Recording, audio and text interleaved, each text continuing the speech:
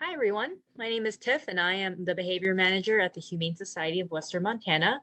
This is my puppy, Paya. Hi, Paya. Oh, so cute. And my dog, Bray, is also behind my coffee table, flipped over here. He'll make an appearance at the end today. I'm also a certified professional dog trainer, and thank you for joining me today. Welcome back if you've been following our live streams. So as you know, puppy class is now on Thursdays at 6 o'clock. We will continue holding these series through the winter. So I envision to the end of March.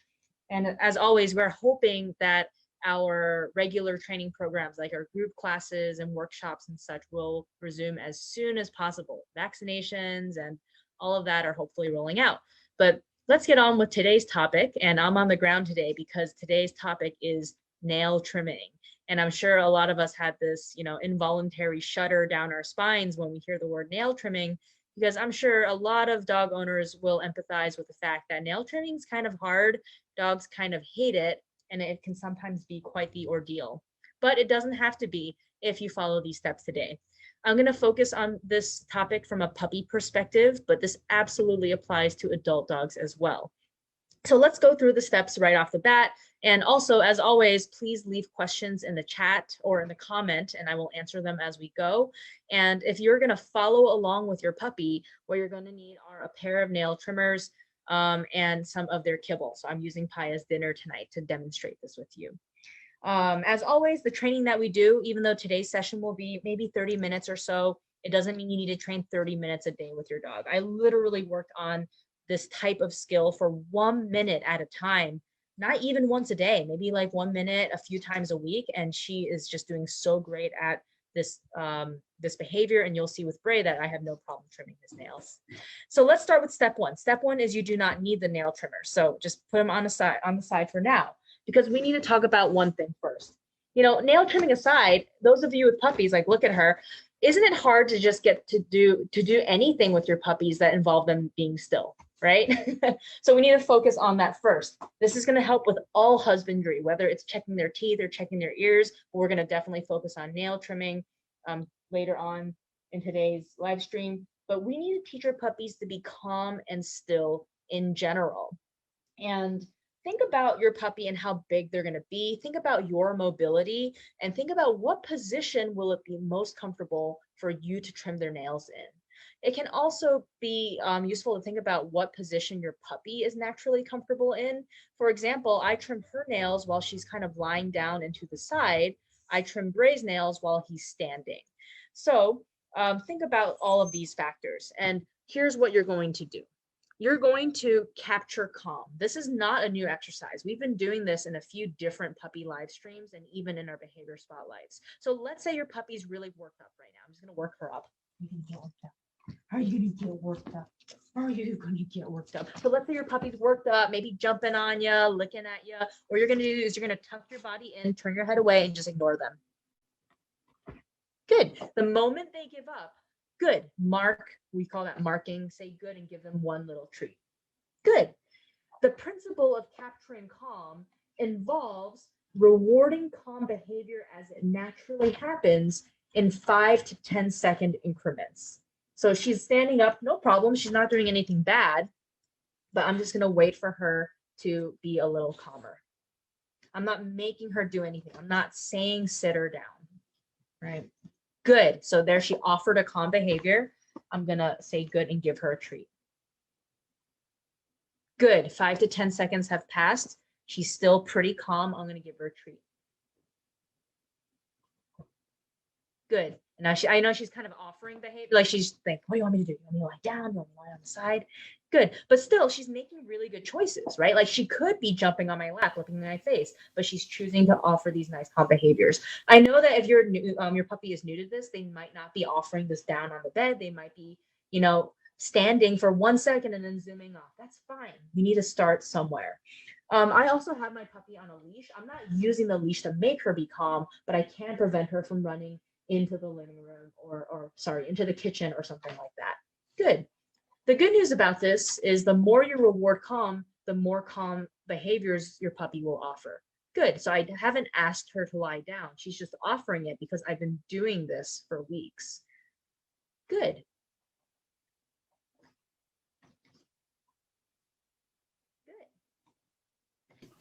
Awesome. So if you're following along with your dog or puppy, I hope that even if your puppy is just standing still, right, that counts as a calm behavior. Good. Good. All right. So this is something you can easily practice even as a standalone exercise for 1 to 2 minutes at a time. And here, I'm going to lead directly into the second part of this, which is if your puppy wants to take a break or retreat or go chew on a toy, let them do that.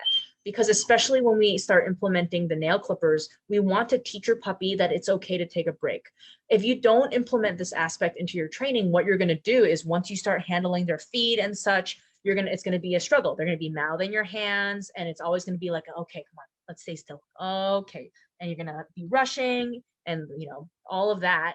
And we don't want that. We want this nice offered choice of them being calm. Good. Because at the end of the day, your dog's kind of running the show here. If they're not going to be nice and calm and cooperative with you for nail trimming or checking their ears or whatever it is, it's going to constantly be a struggle. So by taking the time to be patient and leave a lot of room for it to go at their pace now, they're actually going to choose to go at your pace down the line, which is why I'm going to show you with my adult dog where all of this leads. Good. Okay. So we've talked about two things. One is to start by rewarding a calm and stationary position, because we kind of need your puppies to be still when we're thinking about trimming their nails. Two is to let them go walk away and take a break if they choose to do so. Again, the only reason why she is on leash is so she doesn't walk away and go do something naughty. But if she wanted to go drink water or go into her crate for a break, I'm going to absolutely allow her to do that. Okay, so let's talk about the handling portion of this that leads to nail trimming. So in a big mouthful of words, the process of teaching your dog to accept something that is naturally kind of uncomfortable for them is called desensitization and counter conditioning. And I would argue that for most dogs, even dogs or puppies that have never been, abused before, the act of handling their sensitive body parts is probably naturally a little aversive or uncomfortable for them. So let's break that apart. Desensitization refers to the process of introducing a sensation or a stimulus in a small enough amount that it does not cause them fear or discomfort. For example, if just that for the sake of demonstration, if I were to just suddenly start grabbing my puppy's paws and trying to trim her nails, like she's kind of mouthing my hand a little bit. I mean, she might just be overstimulated, but let's say your puppy's squirming and such, even though they allowed you to do it, that's not desensitization. That's us just flooding them with that event, right? So think about how small of a way can I touch my puppy where they are still comfortable with the procedure? That is the desensitization process. Here's a great example. Let's say you really don't like the taste of ketchup. I'm not going to desensitize you to ketchup by smearing ketchup on your eggs and saying, all right, you eat it, get desensitized to it, right? That's not how it works. What I could maybe do, if for whatever reason this was really important to me, is I could just put a little tiny smear of ketchup on one piece of your eggs, and maybe you could tolerate that, right? And then maybe tomorrow you'll tolerate a little more. That's a really crude example of desensitization. So counter conditioning is the other part of it. Counter conditioning refers to pairing a potentially negative or undesirable stimulus, like the sensation of their paws being touched, with something positive, like food or play or something like that. So we need desensitization and counter conditioning to work side by side for this process to be effective. Now, the difficult part of this is I'm going to show you desensitization and counter conditioning with Paya at her levels. But what I'm showing you is not necessarily what you do with your dog, because your dog or puppy has different tolerances. So for example, even for people, right? Maybe this, like a little pinch of my skin, is nothing to me. But if I do that to someone else, they might decide, oh, that's really uncomfortable because my skin and my nerves and my feelings are different than the next person's. Same with your dog. And desensitization and counter conditioning and all training needs to be viewed within your dog's comfort levels, their capabilities, their emotions, and all of that. Okay, but I'm going to teach you how to gauge whether to push forward or whether to scale back a bit. She's having a little butt licking moment. Ready, Paya? Okay, so the first thing you want to do is reward calm behaviors.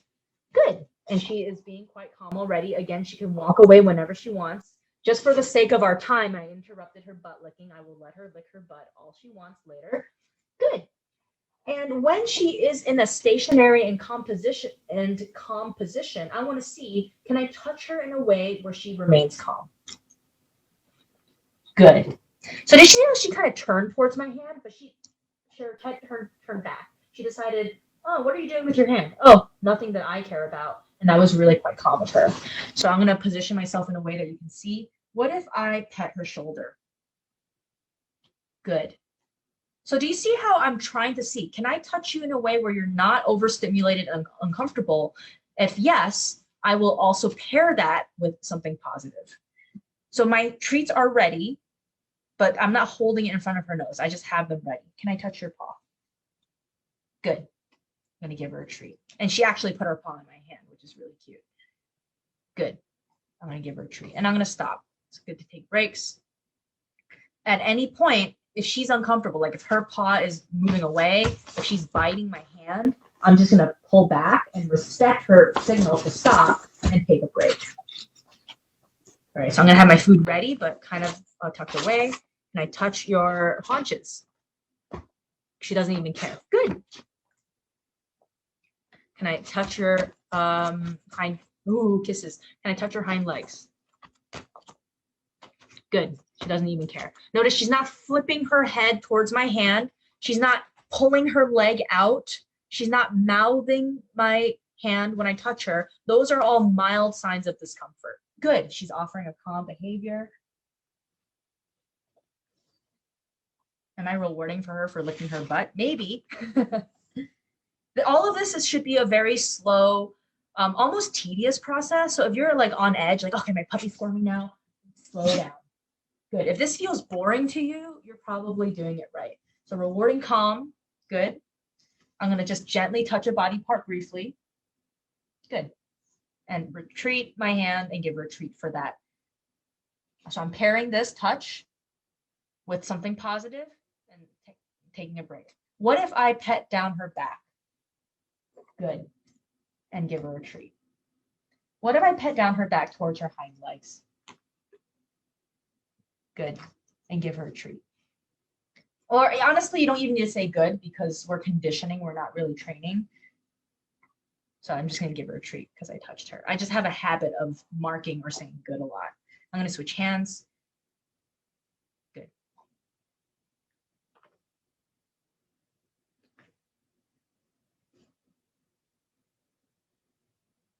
Good. All right. And okay, we're going to pause right here for a second because you can see where this is going, I hope. If this is the first time you're doing these behaviors with your puppies, I'm going to be perfectly honest and say, by the end of this live stream, you may not be trimming their nails in this way. But just remember, if you have 8 to 16-week-old puppies, there isn't an urgency to trim their nails because it's not like their nails are already like curling under or anything. You are setting your puppy up for a lifetime of easy nail trimming, right? So there's no rush to trim their nails today. But I'm just going to show you, because I've worked so much with my puppy, where this leads. You can see that while I'm handling her, good, she is, remaining relatively calm. She's definitely a very easily overstimulated puppy. So you see her like opening her mouth a lot and such, but she can walk away, right? The leash is just hanging here. She can go into her kennel. In fact, I can even move her away and look at the choice she makes. Get it. So off she goes. There are toys on the perimeter here. She can go play. She's sniffing around the carpet right now. And let's see what choices she makes. Good. She's choosing to land right back here. So all of this is her choice, right? And over time, what you're going to do after you discover what your puppy's tolerances are, good, is you're going to just expand your how much you're doing a little bit at a time. So off she goes. She wants to go sniff a bit. That's fine. Oh, there's a little bit of food over there. So I'm just going to talk at you while she takes a little break here. So for example, maybe I was just lifting her paw for 1 to 2 seconds and she seems very comfortable with it. What if I lifted her paw for 1 to 2 seconds and touched her nail with my other hand? That's an example of adding just a little bit more movement on my part, but continuing to see, does she tolerate it? Is she comfortable with it?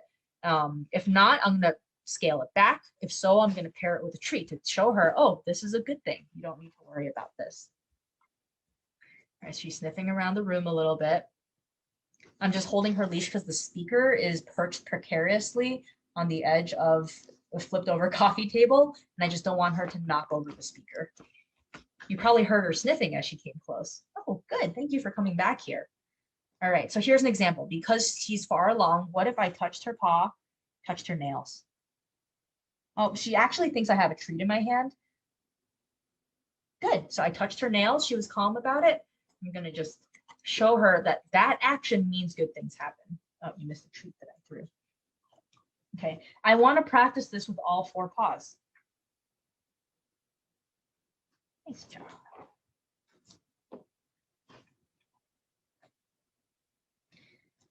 How about my little back paws? Oh, that's really overstimulating, huh? So I'm grabbing her back paw. Good. I thought like her leg twitched a little bit. I thought, maybe she's a little uncomfortable with this. Maybe I need to scale back, but I didn't. That didn't progress to anything. So I'm fast forwarding here, right? This is stuff that I've been working on for weeks. I've had her since she was 9 weeks old. She's like 23 weeks old now. So I've been doing this 1 minute a day, every few days for a while. Now you introduce the nail clippers. You don't just go in and start clipping your nails because your puppy, when they first see the clippers, they're going to be like, what is that? They want to sniff it. That's fine. She's obviously used to it already because she doesn't care about the presentation of the clippers. But I'm going to do the same thing. I'm just going to touch her paw. You just touch it with the nail clippers. Good. And it might look like I'm giving her a lot of food, but it was literally 3 pieces of kibble that I just scattered. How about the other paw? Good. So as you see her nose went towards it and she did a lip flick. So that, when a dog does that, that's a very mild sign of stress. How about those little back paws? Good.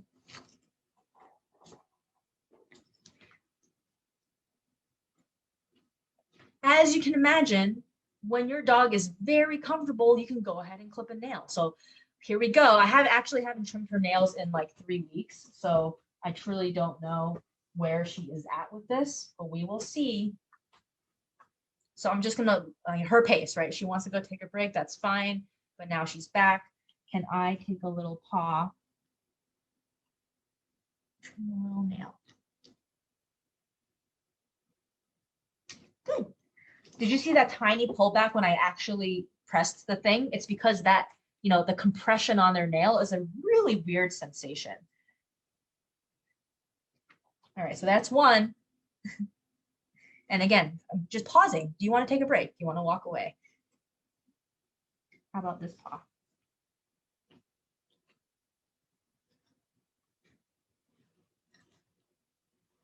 So she's pulling her paw a little bit. I'm just going to give her a little break here. Can I do it? Yes, I'm stronger than her. I can absolutely squeeze her paw, hold it, do all of that. But I'm thinking about how I want this to be easy when she's 50 pounds and 3 years old, right? I don't care if I don't get to trim all of her nails today.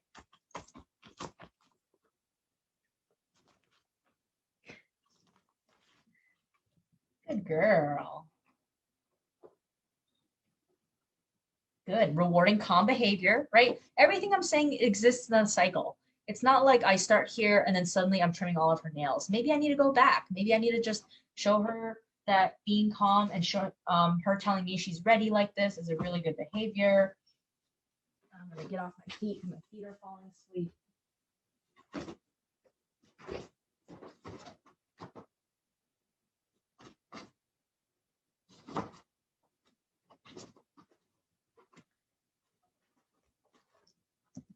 And again, leash is for so she doesn't knock the speaker over there. A little close. Oh, hello. Good girl. All right, right, let's see if I can do another nail because she is being quite calm right now.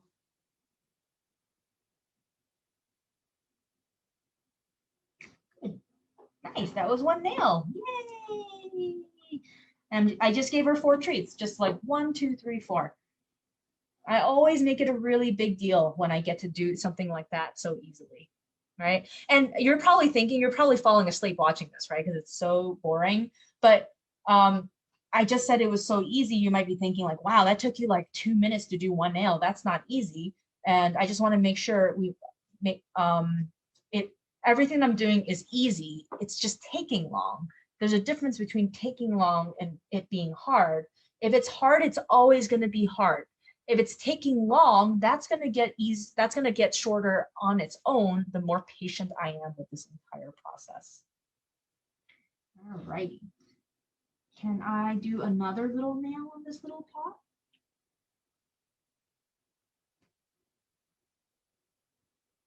Good girl. Yeah. Time. All right, it's looking good. If you guys have any questions, please put them in the comments, but I'm hoping that this is pretty straightforward.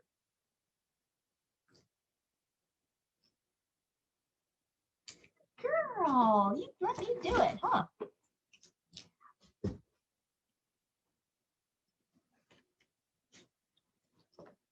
And just pausing a little bit.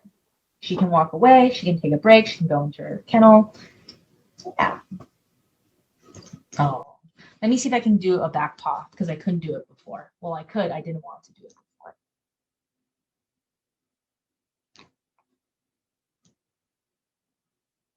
Yay, good girl.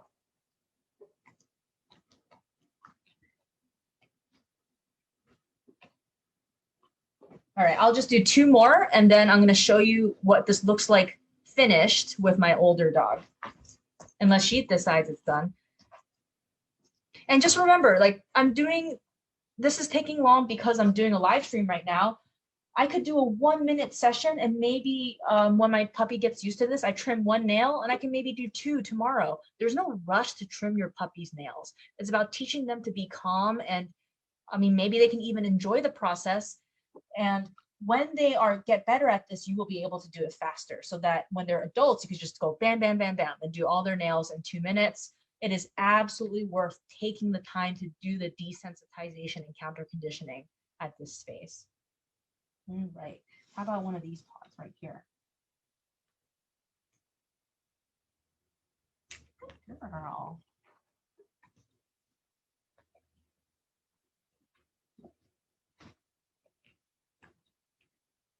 Are you going to stay here or are you going to walk away? You can walk away if you want.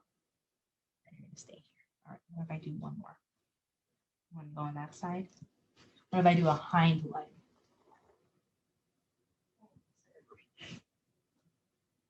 And I should actually put it around so I'm not looming, right? Looming is always hard for dogs. Good girl. Got it. Okay, so what I'm going to do is I'm going to put her in the crate real quick because I want to use this space to show you on my bigger, older dog. And I will be back in like 10 seconds. I see a question as well, so I will go address that too. All right, ready, Papa?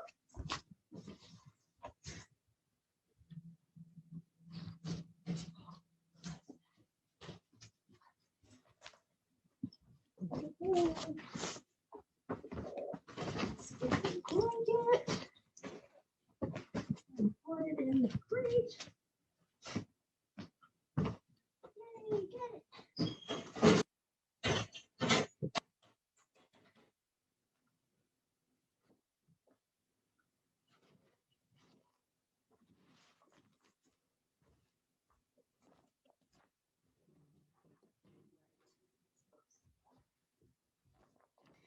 Okay. Okay, so the great question, is this the same type of approach you would take to trimming a dog's foot hair? Absolutely. All of the handling that we're doing is relevant to all of the desensitization and counter conditioning that we're doing is relevant to all kinds of handling. So when my dog inevitably cuts his paw because he's crazy, and I need to look at that gash. That trust he has in me to do that results directly from all of the handling that we've done, right? So here's Bray. So I just moved the bear. He can actually go and retreat. Like he can just go down the hallway. He can go on his bed. As always, I want to leave him the freedom to decide if he wants to walk away from this. He knows that he's 4 years old. Here are the clippers, right? Most dogs run when the clippers go. I gave him the release key, like, go do your own thing. And look what he's doing. He's just choosing to be right here with me. I will say that he doesn't like nail clipping. I actually don't know many dogs who like nail clipping. And I will fully admit, I'm not a good nail clipper. I've clipped him, which means I've cut it too deep before, which is painful, and it results in the nail bleeding a bit. I've clipped my previous dog. All right, you're sniffing the speaker. Right, get away from the little stinker. I've actually clipped Paya before too. And this is another great thing to, another great reason to work on this. Even if your puppy's like loosey-goosey, can trim their nails while they're sleeping, what you want to do with the you can't hear me because of this guy probably in front of the speaker. The reason why you want to do all of this is if you make a mistake, like if you quick your dog's nails and it hurts them, if you have this foundation of positive association, they are going to, what am I trying to say? They are going to recover faster. I know dogs who have been quicked and then never want people to touch their paws again. And I know dogs who have been quicked, like all 3 of my dogs, and still allow me to trim their nails. So Bray actually isn't even going away, even though he is completely toolless, collarless, leashless. And here I go. I'm just going to pick up his paw right here. Here's 1. There's 2. There's 3. There's 4. And there's that little dew claw. And actually, I'm a little finicky about nail trimming, so I'm looking for where that vein is. I can kind of trim a little deeper very carefully. Again, he can walk away whenever he wants to. This is the dog's nail, Bray, whose nails I'm trimming right now. He is not a dog that you can force to do anything. If you know what a Belgian Malinois is, he's a Dutch Shepherd, so pretty much the same. I would pay money to see what happens if someone tried to grab his paws without his permission. I tried, and he would definitely try to run away, try to bite me. So nice and easy. Like I can talk to you, I can take my time. He doesn't love it, right? Like his face is pretty tight, his tail's pretty low. There's his tail. He lip licks a lot, like he does this. Yay, good boy. He does like the whole time because it's not fun for him, but because of everything I just showed you with Paya, he easily accepts nail trimming or me checking his paw or trimming his paw hair, which is something I did for my previous dog to avoid those ice clumps, right? And even though that just happened, watch what happens when he's done eating. I just gave him some of his dinner because he was so good. Here are the clippers. He's looking for food still. He's still here, right? He's actually, look what he's doing. He's actually giving me his hind leg. This is what he does. So I'm just going to do one more and then I will wrap this live stream up. There we go. So notice for the puppy, her composition was lying down. She's just so small. I really can't get under her. This guy is like a little horse. I'm like shooting a horse right now. So for the position I chose to reinforce for step 1, capture calm, was a standing position so that I can easily get his paws and do this with him. I actually usually have a headlight on when I do this because he has black nails and my house is very poorly lit. So it's hard for me to see where that little vein is and avoid it. But here we go. I did 3. I'm on the 4th one.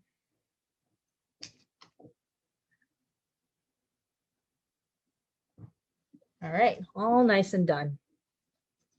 Yes. And I'm just gonna give him some of his dinner. Do I need to reward him? No, right? I didn't use treats to make him stay or let me do this, but I still love just showing him how positive this is because you can tell he doesn't love it. So I don't need to use food. I just love him. So I'm going to give him food for that. So you can see I'm not using a table. I'm not restraining my dog. And he just even though he's a little, doesn't love nail trimming, he's just here. I can't even get him away. He's giving me his legs. He's like spinning around. So his hind leg like gets on my lap. Like, look at this. He's like, trim my other leg, mom. And I can promise none of my dogs start out loving nail trimming or even liking their paws handled. But if you do the steps that I showed you, you are going to teach your puppy or your dog to be very accepting or even enjoy having their nails trimmed. So a question that I see is, have we already done crate training? Yes, we have. If you look on the video section of our Facebook page, you're going to see the crate training live stream. And we are working on getting all of these on our Facebook or on our YouTube channel as well. So let me pull up an information card so that if you have any further questions, you know how to reach me and my behavior team.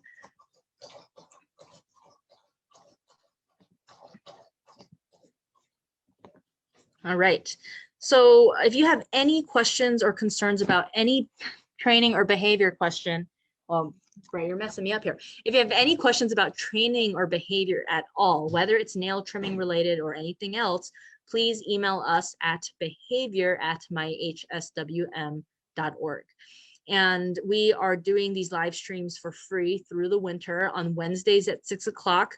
It is Behavior Spotlight. So we're focusing on a variety of topics that are friendly and accessible for dogs and puppies of all ages. On Thursdays at 6 o'clock is puppy class. So topics like handling or socialization, things like that. They are geared towards puppies, but kind of like tonight's topic, nail trimming, it can apply to adult dogs as well. Lastly, we are so grateful to be able to offer these free training services, and we have a lot of free programs like our free behavior helpline. And but if you are feeling generous, any donation that you would like to leave goes towards the care of our shelter pets.